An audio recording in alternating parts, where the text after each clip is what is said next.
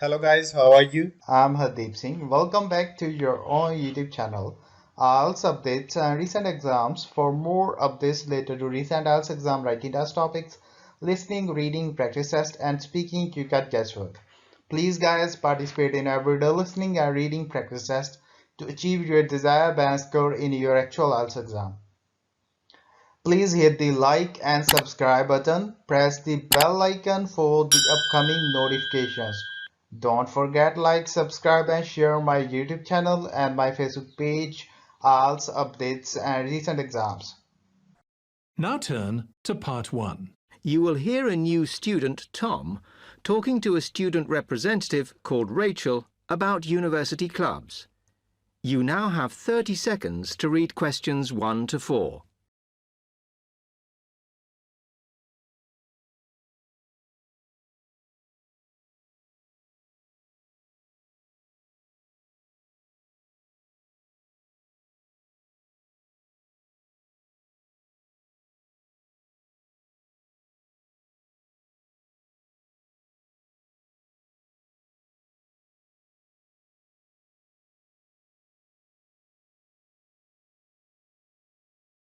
Hi, welcome to Freshers Week.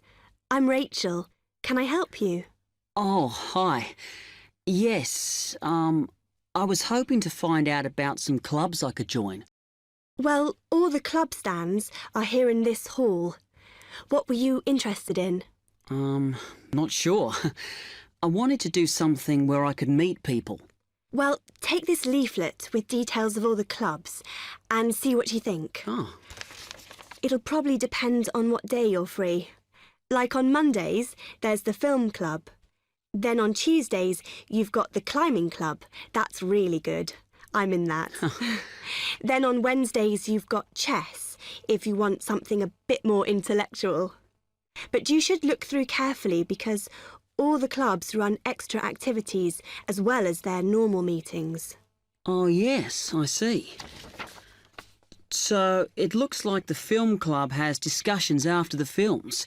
I'd quite like to go to those. Then climbing. Goodness. It says here that the university has its own climbing wall. That's impressive. And they go on weekend trips. Cool. And it says the chess club normally just does games with whoever turns up. But it also runs competitions sometimes. But I bet you've got to be pretty good to do that. Yes, I think so. And how many people are in the clubs? Are they all really full? Well, obviously they're all different. So, for example, the film club has just increased its membership from 85 to 125. But I think they're hoping to extend it to 150. The climbing club's quite small, 40 people. And the chess club is fairly healthy at 55. Right. Okay. So who do I see if I want to join these clubs? Well, if you go round the stands and speak to the people there, for the film club, that's the events organiser. For climbing, you'll need the club secretary, and the chess club is organised by one of the maths tutors. OK? Yep. I think I'll start with the climbing club. It sounds good. Oh, well, as I said, I'm in that, so I might be able to help you a bit. You now have 30 seconds to read questions 5 to 10.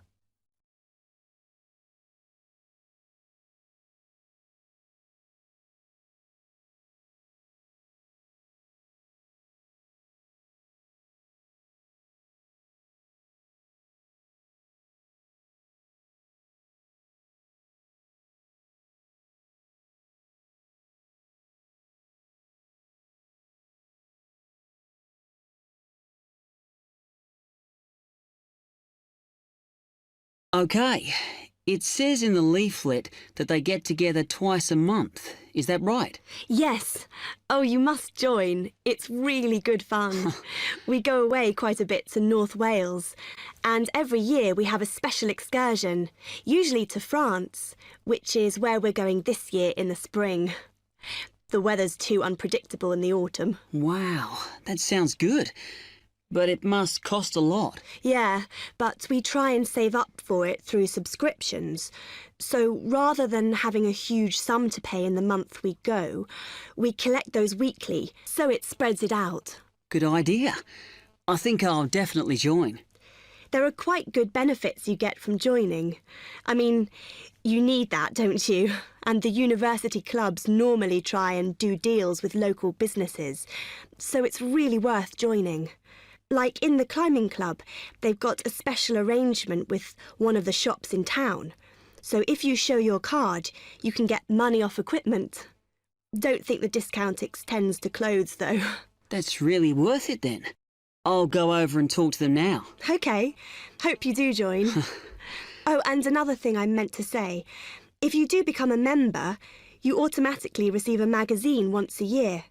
It's quite useful and interesting because it goes out to all the national climbing clubs. And the other thing is, if you come to every session, then you can get a complimentary ticket to the big exhibition that's held in Cardiff every year. So, hope to see you. Yeah, well, thanks a lot for your help.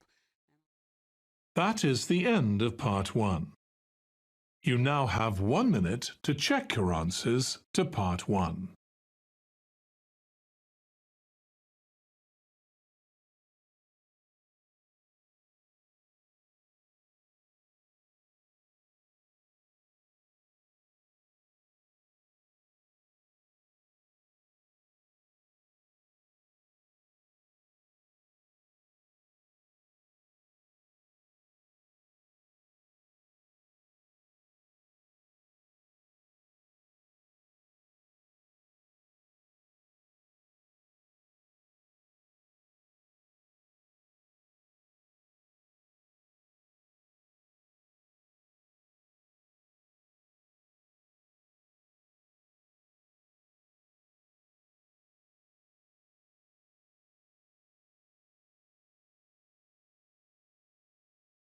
Part 2. You will hear an accommodation officer telling students about different halls of residence. You now have 30 seconds to read questions 11 to 15.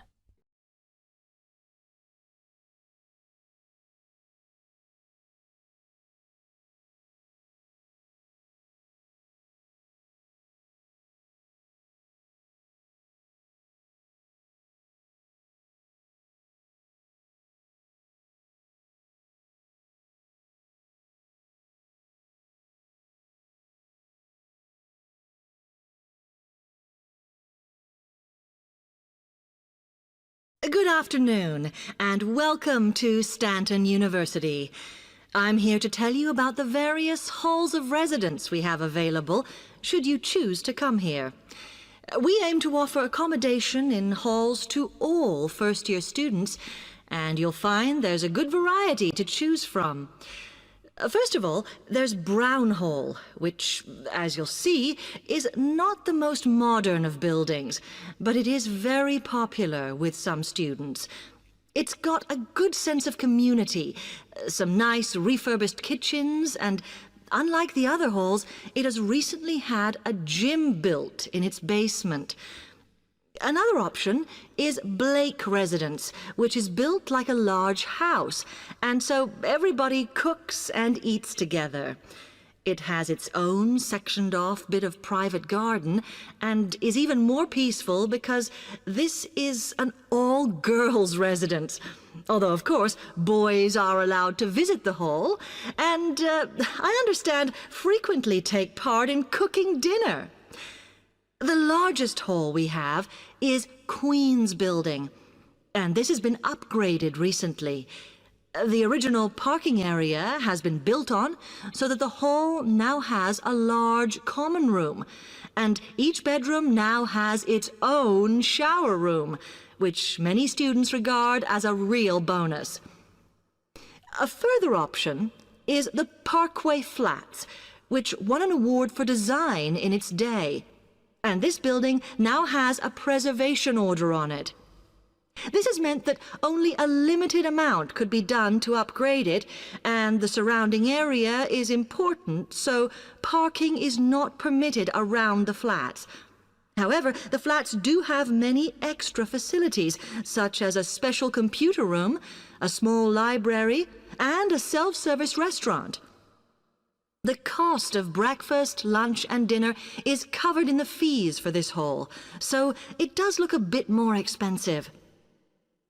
The last residence we can offer you is Temple Rise, which again is slightly more expensive than other halls as the rooms are larger.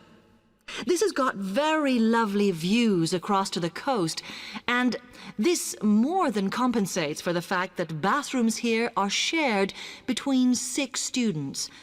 However, the hall has domestic staff who clean the rooms once a week, so this is perhaps an attractive option for the messier amongst you.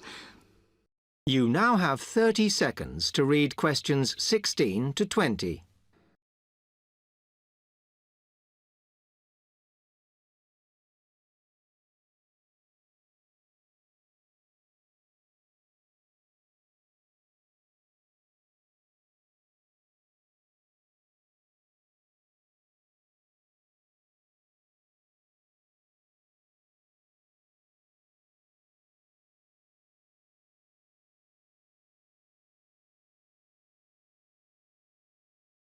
Now, if I can just show on this wall map here where they all are, you might like to go and have a look round. If you come into the main university entrance, at the first junction, you'll find that Brown Hall is on the corner opposite the theatre. So you're nice and near the station here, though I think it can get a bit noisy with traffic. The same applies to Blake Residence, which is directly facing the junction to the university entrance. These halls are often used by medical students and such like, as they're out all day, so don't notice the noise. Anyway, if you then walk along Campus Road towards the main circle, you'll see the library on the corner, and Queen's Building is just past that as you head north. You will find that it is quieter here, and you may get fewer visitors. By the way, the circle is quite a feature of the campus, as it's set into the hills and has a brand new sports center in the middle. It's worth going to look around it. Now, the Parkway Flats are on the opposite corner to the library, facing the circle, as you head towards the main buildings. The main buildings are only about a 5-minute walk from here, and places in these halls go quickly, so my advice is to reserve your place as soon as possible. Then Temple Rise is inside the circle, next to the sports center, but further from the main university buildings. Now, if you'd like to go off and physically look... That is the end of part 2. You now have 30 seconds to check your answers to part 2.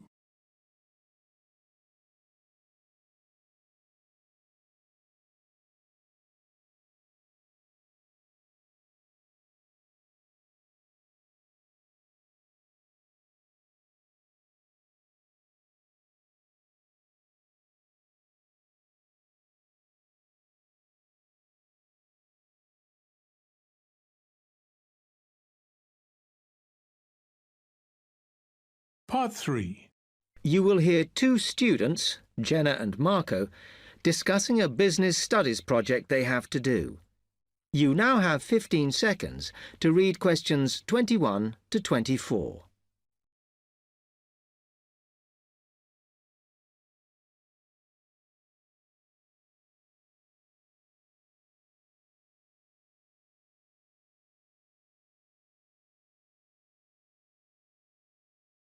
Come on, Marco. We've got to get on and sort out this project for Professor Buckley. Hang on. I want to make sure we've got all the information. Now, where are we? Well, today we need to sort out exactly what we're going to do and how we're going to divide the work up. Okay. How long have we got, by the way? The end of term is April 6th. And he said to hand it in on week 8, so That's March 25th at the latest, because the beginning of that week is the 21st, so not long. Right. Have you got the notes there? Yes. He wants us to do a fairly small-scale study, like the last one, on whether or not businesses were offering more benefits to staff. And we've now got to look at the rise in older workers. It should be fairly straightforward. Yeah, as long as we keep it small. Who's marking it? I don't know. Sometimes he gets the PhD students to mark it for him. Oh, actually, it just says here, a senior lecturer. I suppose it's too much for Professor Barclay to do them all. Yeah. Anyway, how are we going to go about this? Well, we have to decide how big we want it to be and who Yeah, but I think we must sort out a timetable for the project. Otherwise, nothing will get done. Okay. Do you want to do that? All right. I'll do it as soon as we finish here. You now have 15 seconds to read questions 25 to 30.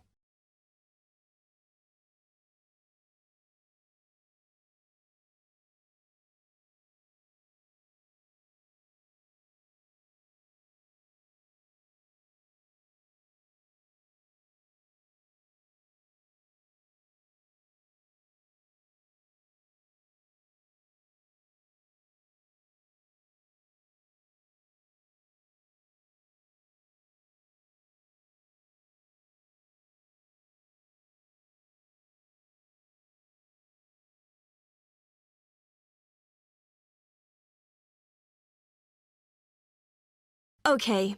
What do we have to do now for the project? What's the best way to go about it? Well, Professor Carter suggested we set up a focus group to get some in-depth interviews, but I think that'll take a lot of time. Yeah, I agree. If we did a focus group, we'd have to spend time deciding who to include in it, and it's not necessary to do one anyway. Oh, fine. And if you agree, I think we should get in touch with the businesses on the list Professor Carter gave us and ask them if they're prepared to participate. Sounds good. Then we can go there, give them questionnaires and collect them later. Exactly. Okay. Then do we need to book one of those study rooms in the library so we can work together to input the data? Perhaps not, as I guess just one of us could just sort it out actually. Yes, that would be easier. A lot of what we're doing is qualitative, so it'll be writing up rather than statistics. No software for that, I'm afraid. And I think it would look better if we had actual shots of some of the staff, because we're citing appearance as a factor in employability, aren't we? Yeah, okay. I'll factor that all in when I sort everything out tonight. I'm glad we decided to work together. I think it's going to work out well. Yes, well, given that we had to work in pairs on this project, I think we were right to choose each other.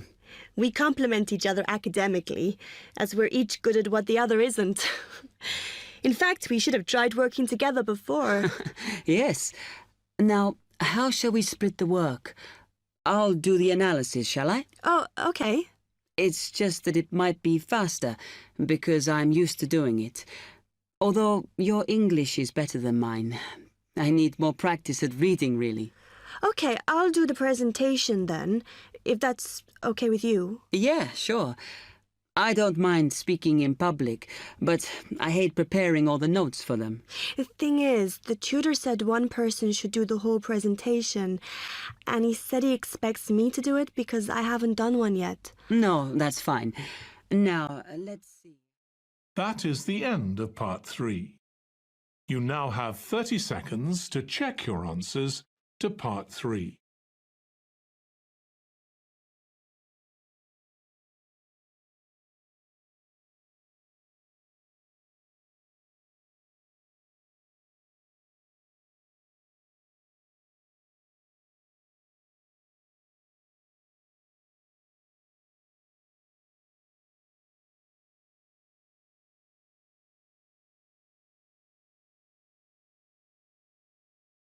Part 4. You will hear a media studies tutor giving a lecture about news sources. You now have 30 seconds to read questions 31 to 40.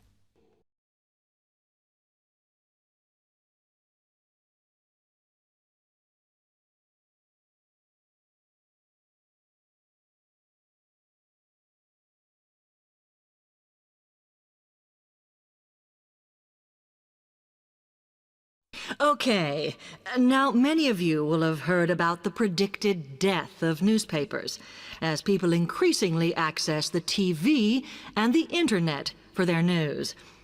Today, I want to look at the USA, which has very advanced news sources, to see if this is actually true. In the USA, the main news sources without doubt are TV, the internet, and the press. That is, traditional newspapers. And although they are each surviving and growing, they are also changing. Obviously, TV news has been around for a while, and the early evening bulletins when people get in from work are very popular. I suppose we traditionally think of the morning newspaper arriving on our doorstep with the daily news. Interestingly, this is not borne out by the statistics, which show that readership in the U.S. is much higher when people have time to relax, when they're not working, especially on Sundays.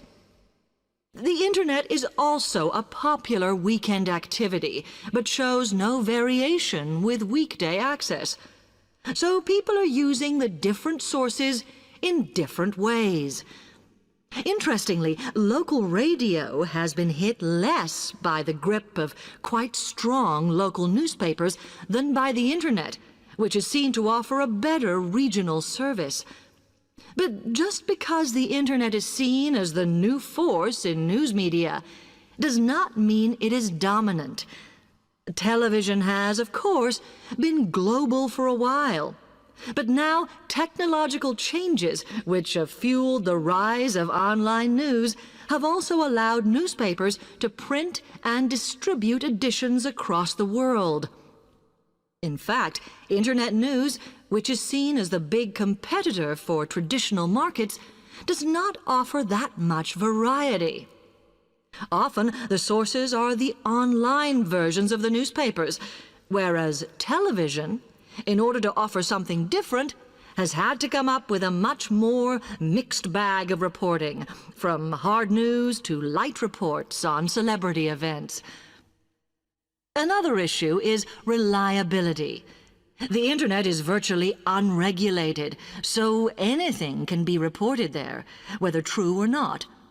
Journalists on newspapers have fought a long, hard battle to fight intervention and to retain the freedom of the press.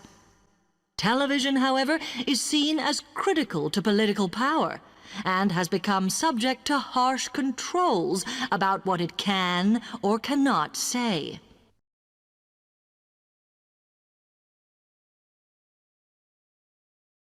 Now, one very critical factor in keeping newspapers alive and well in the USA has been their approach to advertising. Obviously, newspapers are heavily dependent on advertising revenue, and they have become more and more imaginative in what they offer, in order to make sure that advertisers use them and not other news sources. This has meant that, contrary to popular belief, newspapers now have a significantly higher profit margin than the rest of American industry. So, how have they managed to raise advertising revenue in this way? Well, they have put a lot of effort into developing and maintaining a very strong association with the retail trade. And they've come up with a winner. A critical tool in their sales plan has been suggesting that the adverts they run can have vouchers. This has been enormously effective because they have found that not only do more people buy the paper to get the discounts, but also that this inevitably means much higher sales for the clients who advertised. As well as doing this, the newspapers have also introduced aggressive sales campaigns over the last few years. This has resulted in a significant and continuing rise in the number of advertisers prepared to pay the extra for full-page ads. So, what I would like to move on to... That is the end of part 4.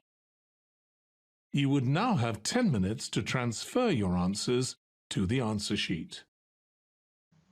So guys, don't forget like, subscribe and share my YouTube channel and my Facebook page. IELTS updates and recent exams. For more updates related to recent IELTS exam writing test topics, listening, reading, practice test and speaking, you got guesswork. Please guys, participate in everyday new IELTS listening and reading practice tests to achieve your desired band score in your actual IELTS exam. For more IELTS material, visit my official website www.ieltsupdatesandrecentexams.com. The link is given below in the description. If you need PDF files of latest IELTS material, then please join my Telegram channel. So guys, please write your score below the comment section. Again, thanks for listening. God bless you all guys. Stay tuned, stay safe.